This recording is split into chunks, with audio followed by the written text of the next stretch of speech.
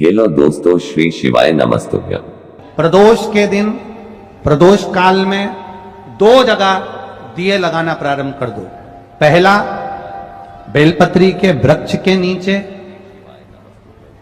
पहला दिया प्रदोष काल में, प्रदोष के दिन बेलपत्री के वृक्ष के नीचे, और दूसरा दिया अपने दरवाजे की चौखट के बाहर, मतलब अपन बाहर खड़े होंगे, अंदर की ओर दिया नहीं, बाहर की ओर एक दिया बेलपत्र के नीचे। देवादिदेव महादेव से प्रार्थना कर कर, हे शिव शंकर, हे गौरी शंकर, हे शिव, आज प्रदोष का दिन, प्रदोष काल में आप भ्रमण के लिए निकलोगे नंदीश्वर के साथ में, ऐसी कृपा करना, आपके लिए मैंने द्वार सजाया है भोलेनाथ, आपकी दृष्टि मेरी चौखट पर भी कर देना। कि हम अगर बीमारी के लिए कोई उपाय करें तो कौन सी प्रदोष पर करें, और लक्ष्मी के लिए कोई उपाय करें तो कौन सी प्रदोष पर करें। तो अच्छे से सुन लेना भाइयों, शुक्ल पक्ष में जो प्रदोष पड़ती है वो लक्ष्मी की वृद्धि के लिए होती है, कृष्ण पक्ष में जो प्रदोष पड़ती है वो रोग और बीमारी को मिटाने की होती है। तो जितने उपाय आपको प्रदोष के बताए जाते हैं उस हिसाब से आप करो कि शुक्ल पक्ष की प्रदोष है तो लक्ष्मी का कोई उपाय करना है तो हमें शुक्ल पक्ष की प्रदोष पे करना है। अगर हमें बीमारी से निपटने का कोई इलाज करना है या कोई उपाय करना है तो उसको कृष्ण पक्ष की प्रदोष पर करना है। अब शुक्ल पक्ष की प्रदोष, उसकी प्रदोष का दिन था, बैठा हुआ था।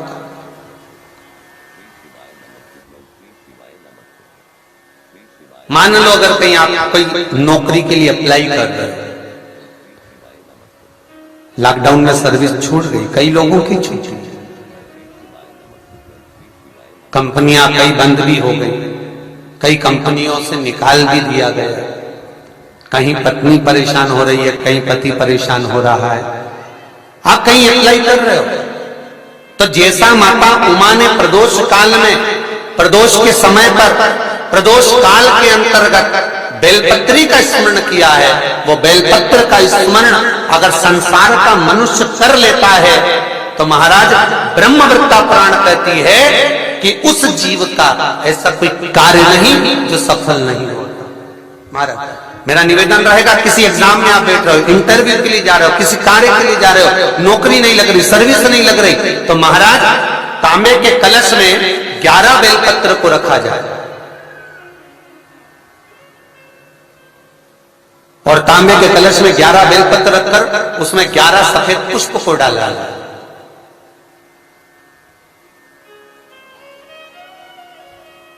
लाल चंदन घिसकर कटोरी में लेकर जाइए।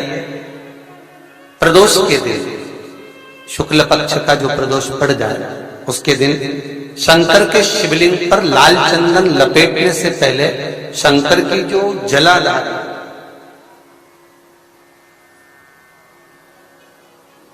महाराज ये शिवलिंग है,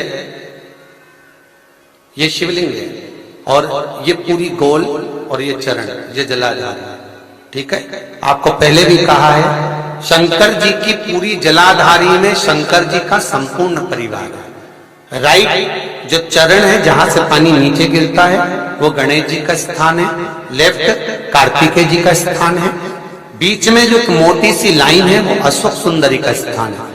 जहां पर शिवलिंग रखा हुआ है ये माता जगत जननी जगदम्बा का हस्त कमल है।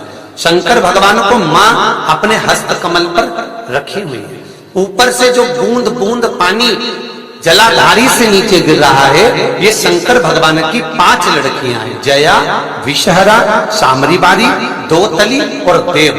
ये ऊपर से बूंद बूंद जल क्रीड़ा शंकर जी के साथ में करती है। शंकर भगवान का संपूर्ण परिवार जलाधारी में विराजमान है। शिव महापुराण कहती है, माता उमा का चरित्र कहता है, कोई एग्जाम में बैठ रहे हो, कोई कंपटीशन एग्जाम में बैठ रहे हो और चाहते हो कि मेरी नौकरी इसमें लगना ही चाहिए, तो लाल चंदन का लेपन आपको इस पूरी जलाधारी पर करना है। लाल चंदन का पूरी जलाधारी पर करना। और महाराज जी जिस कलश में आपने घर से 11 बेलपत्र और 11 सफेद पुष्प जल के अंदर डालकर लाए हो, उसको आप चढ़ाएंगे तो इस तरह से चढ़ाएंगे कि उसका भाग हमें दिखे चढ़ते समय। ऐसे नहीं चढ़ाएंगे, उसको चढ़ाते समय इस तरह से चढ़ाएं कि वो जल का भाग हमारी ओर गिरता हुआ महाराज जब आप वो समर्पित कर दें, बेलपत्र पुष्प आदि सभी चीजें, उस चंदन का एक थोड़ा सा भाग पूरी जलाधारी पर हाथ फेर कर अपने दरवाजे पर आते आते उसका स्पर्श कर दें। जिस दरवाजे से आप एग्जाम देने के लिए जाओगे, जिस घर से आप जाओगे, अपने घर के किसी भी दरवाजे पर उसका हाथ लगा दें या कोई स्थान को छू लें। जिसको आप दरवाजे को खोलकर, दरवाजे को स्पर्श कर कर या दीवार को छूकर या अलमारी को छूकर, जिसको भी छूकर आप जाओगे उसका स्पर्श कर लेना। फिर आपको कुछ नहीं करना है, उमा और महेश ही सब कुछ करेंगे जो उनको करना है। कोई आपका कोई एग्जाम आप देने के लिए बैठ रहे हैं, कोई विशेष परीक्षा है आपकी और आप चाहते हो कि मुझे इसमें पास होना चाहिए,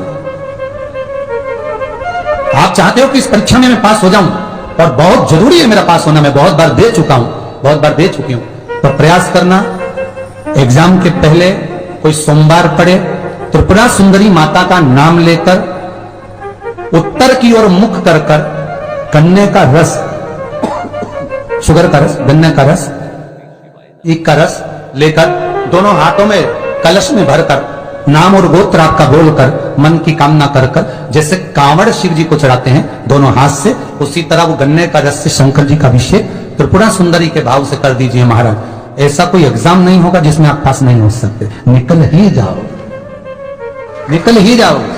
त्रिपुरा सुंदरी माता का स्मरण, मात्र स्मरण सुख का दे।